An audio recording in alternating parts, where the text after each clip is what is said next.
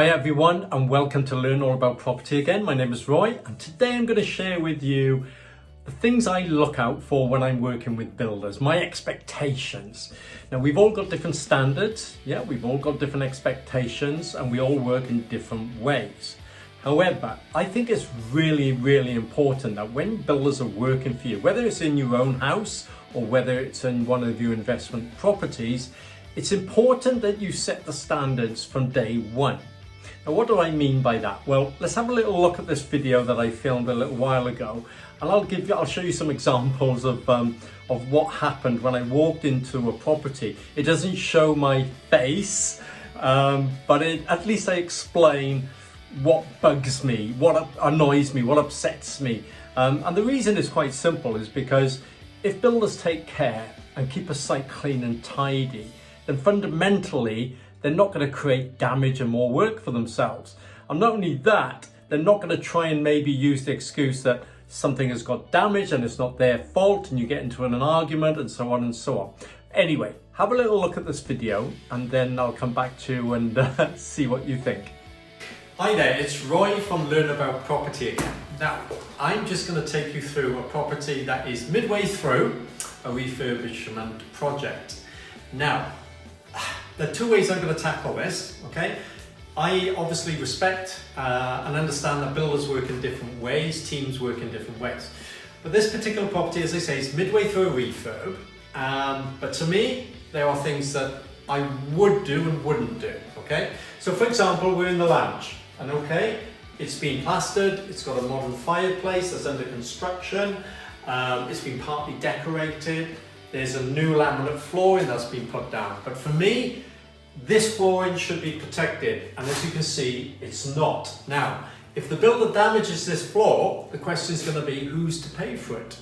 If it gets chipped, scraped, marked, it's little things like this that, very often you need to be on top of when you're project managing or, managing your own projects. So, as good as a builder can be, there are things that maybe together you should iron out from the outset. So, the floor not being protected is one area that I would have a chat with the builder about. The other thing is, of course, is that I think mess like this should not be left in a property that's been refurbed. It should be removed and put into a skip straight away. And the reason for that is because if you decorate it, you're going to create more mess. So every time somebody sweeps up this mess, it's going to create dust, which goes on to the, obviously the decorating. It can make the walls end a bit rough. Obviously, if the dust is in the paint. So it's little things like that that are important. The good thing is, the designer radiators, they've covered up, so that's good, because once dust gets in radiators, it can be a right, pig to get rid of. But then when you come in the kitchen, as you can see, it's midway through a refurb, so the kitchen units have all been put in, the tiling's been done. Okay, they've protected the worktops, but then they've got bags of sand on top of the worktops. To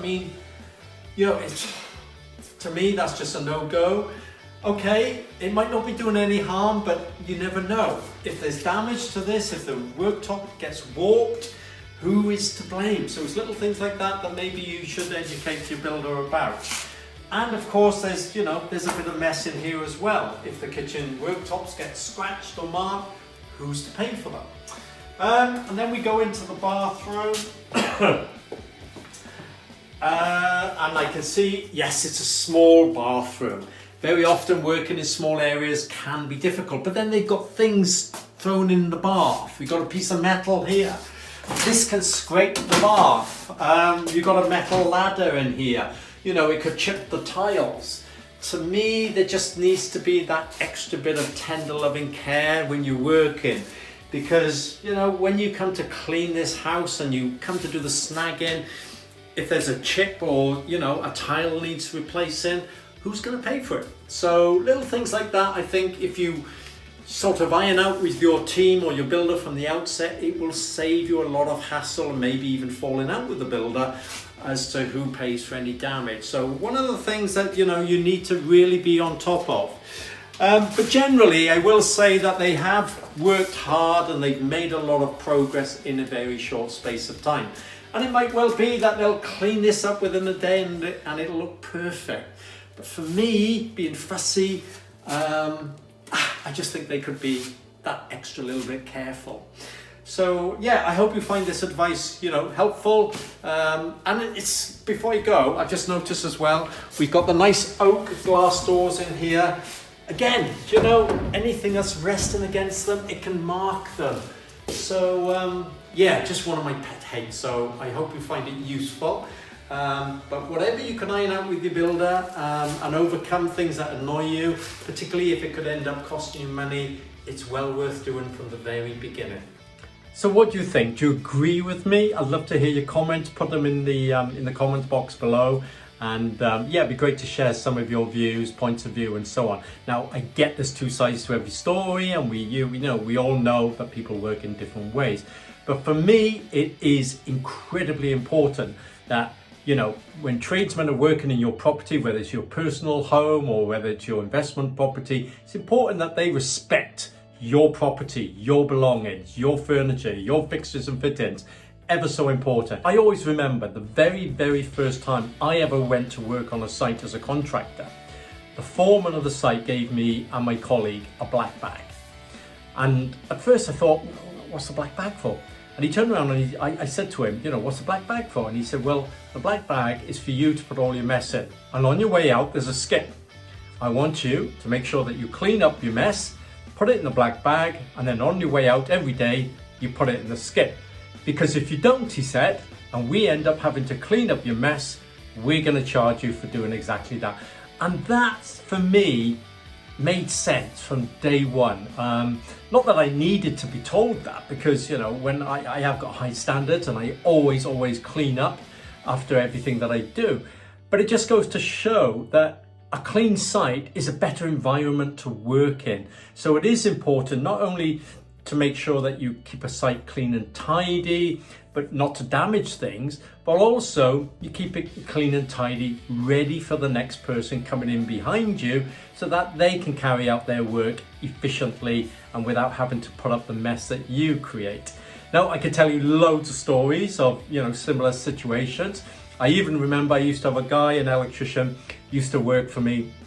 He was the best electrician you could come across, but he was the messiest person to work with. He would create chaos wherever he was working. He worked in a mess. Now, it was very difficult for me, being so fussy, to be able to work in that with him. But at the end of the day, he cleaned up and made sure everything was spotless. So, as I said from the very beginning, everybody's got different ways of working. But when you're working with builders, you need to always make them aware of what your expectations are. Because if you don't, how are they supposed to know? Now, if they, from the very beginning, feel, well, he's a fussy bugger, I don't want to work with him, fair enough. Let them go somewhere else and you find a different builder. But it is important that you set your standards from day one. And just as important, or more importantly, is that you put it in the contract, when they sign up to do the job. Anyway, that's enough for me for today. I hope you enjoyed the video. Give us a thumbs up, a like, subscribe to this channel, and I'll send you lots more videos as time goes on. So until next time, ciao for now.